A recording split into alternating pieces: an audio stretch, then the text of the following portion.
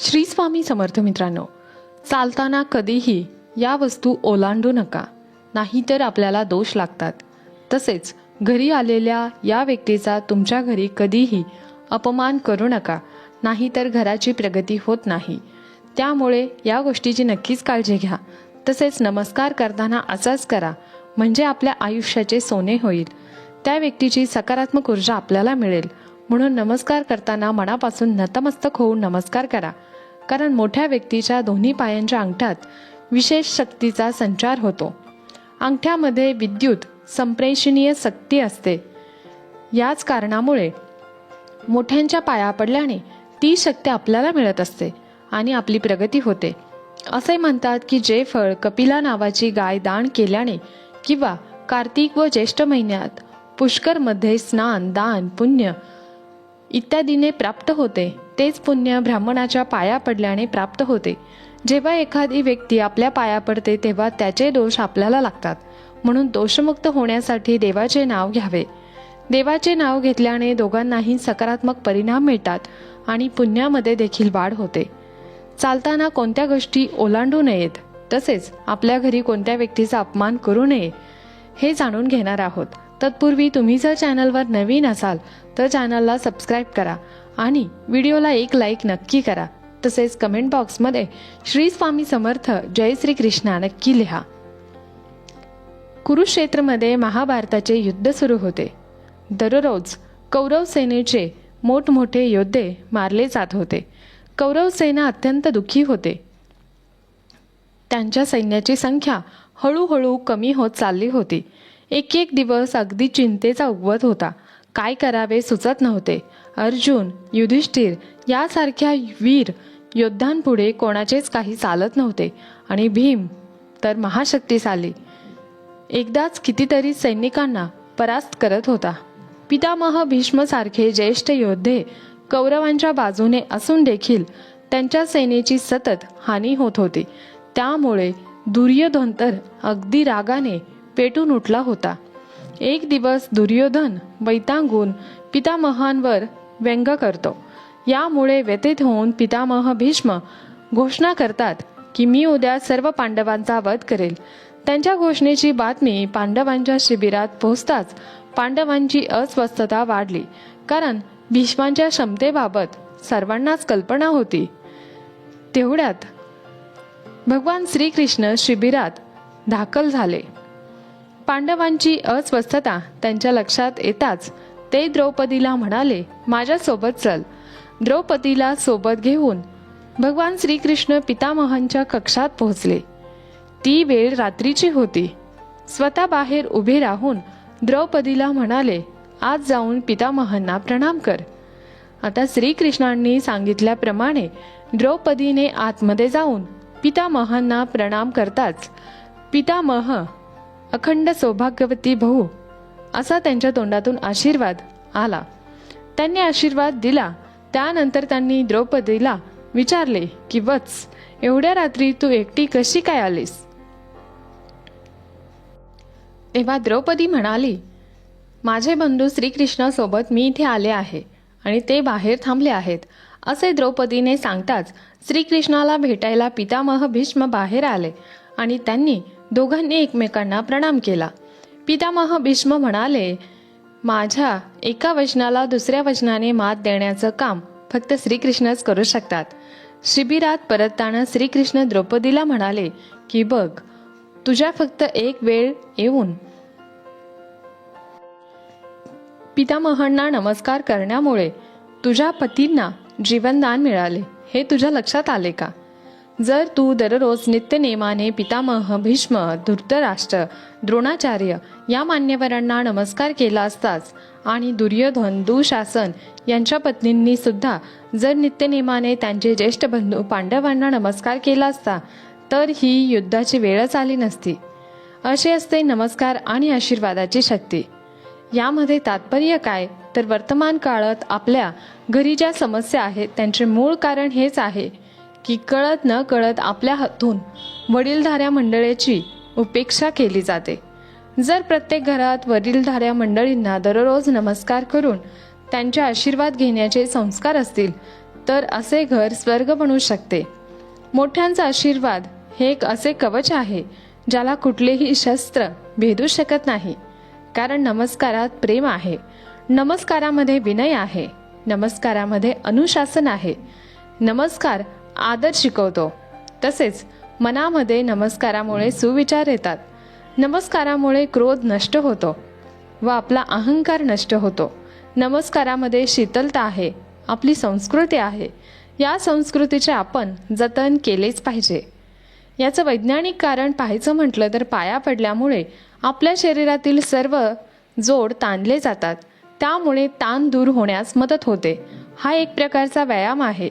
खाली वाकून पाया पडल्याने डोक्यातील रक्तप्रवाह वाढतो, जो डोळ्यांसाठी अतिशय चांगला असतो.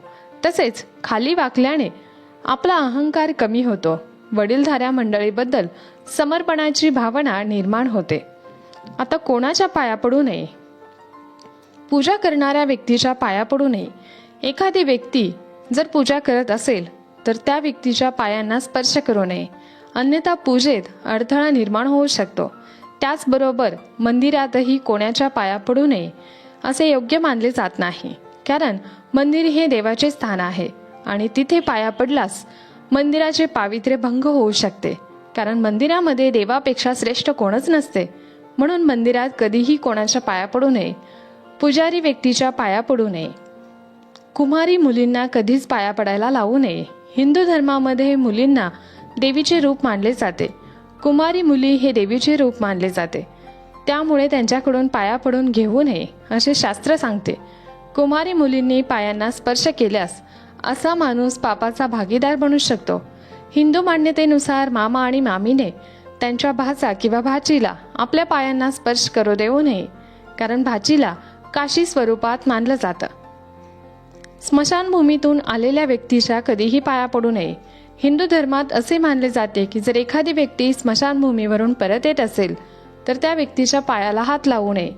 मग तो आपल्यापेक्षा कितीही मोठा असला तरी असे करणे अशुभ मानले जाते. तसेच झोपलेल्या व्यक्तीच्या पाया पडू नये. झोपलेल्या व्यक्तीच्या पायांना स्पर्श देखील करू नये. कारण झोपलेली व्यक्ती मृत दिसते आणि आपण मृत व्यक्तीच्याच पाया पडतो असे होते. आपल्या शत्रूला कधीही नमस्कार करू नका. कारण त्यांच्या मनात आपल्याबद्दल कायम द्वेष असतो. आपले चांगले होऊ नये अशी भावना त्यांच्यामध्ये असते. त्यामुळे त्यांच्या पाया पडल्याने आपल्याला नकारात्मक ऊर्जा मिळते. म्हणून शत्रूला कधीही नमस्कार करू नका. साधू संन्यासीकडून पाया पडून घेऊ नये. साधू संन्यासी यांचे आपण पाया पडावे, मात्र त्यांना कधीच आपल्या पाया पडून देऊ नये. कारण ते त्यांच्या गुरूंच्या पाया पडतात. जावयाने कधीही सासऱ्याच्या पाया पडू नये असं म्हणतात. कारण पौराणिक कथेनुसार शंकराने आपले सासरे दक्ष यांची हत्या केली होती. भाच्याने मामाच्या कधीही पाया पडू नये. कारण कृष्ण कथेवरून असे सांगितले जाते की कृष्णाने कंस या मामाचा वध केला होता. एखादी व्यक्ती जेवण करायला बसली असेल तर तिच्या पाया पडू नये. प्रवासाला निघणाऱ्या व्यक्तीच्या पाया पडू नये. तसेच तुमच्याबरोबर प्रवासाला निघालेली व्यक्ती वयाने कितीही मोठी असली तरी तुमच्याबरोबर निघणार असेल तर त्यांना नमस्कार करू नका. यामुळे अपमान होतो. कोणाच्या पाया पडल्याने भाग्य वाढते. मोठी बहीण आणि आत्याच्या पाया पडल्याने आपला बुधग्रह मजबूत होतो. वयस्कर माणसाच्या पाया पडल्याने केतुग्रह मजबूत होतो. आपल्या वडिलांच्या पाया पडल्यामुळे आपला सूर्यग्रह मजबूत होतो.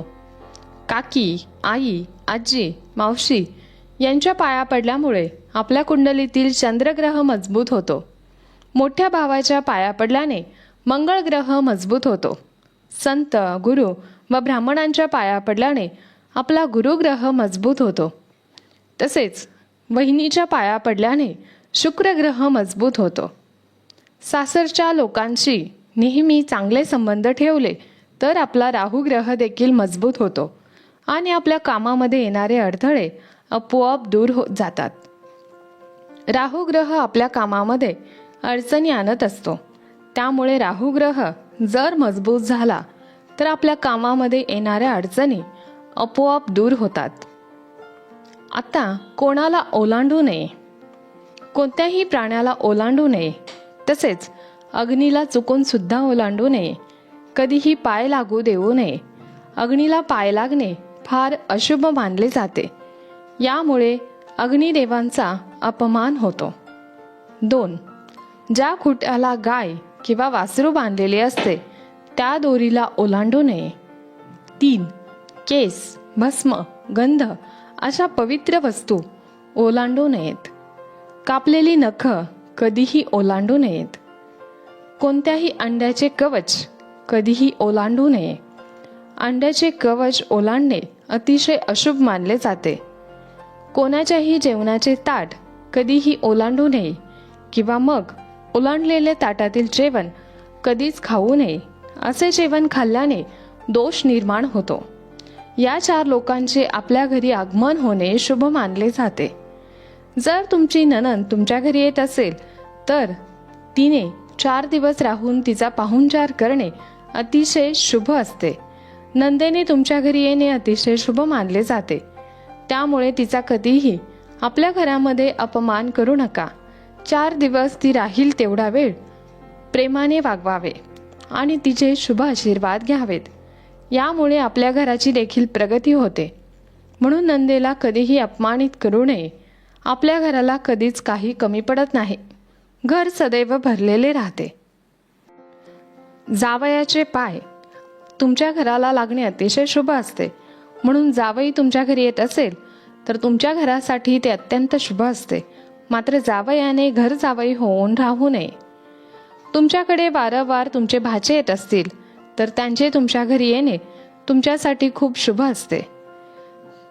तुमच्या घरी कोणी संत, महापुरुष, गुरुजी येत असतील तर त्यांची शुभ पावले तुमच्या घराला लागणे अत्यंत शुभ असते. शेवटचे आणि महत्त्वाचे, आई वडील व गुरु यांची सेवा करणे सर्वात उत्तम तपश्चर्या आहे. पुंडलिकाच्या तपश्चर्येमुळे विठोबा त्यांच्यावर प्रसन्न झाला होता. मुलांनो, पुंडलिकेचा आदर्श समोर ठेवून आपणही आई वडिलांची मनापासून आज्ञा पालन करणे, त्यांची लीन भावाने सेवा करणे हे आपले कर्तव्य आहे. आई वडील संतुष्ट झाल्यास परमेश्वरही प्रसन्न होतो. यासाठी मुलांनो, आई वडिलांनी सांगितलेले मनापासून ऐका. त्यांच्या कामात त्यांना मदत करा.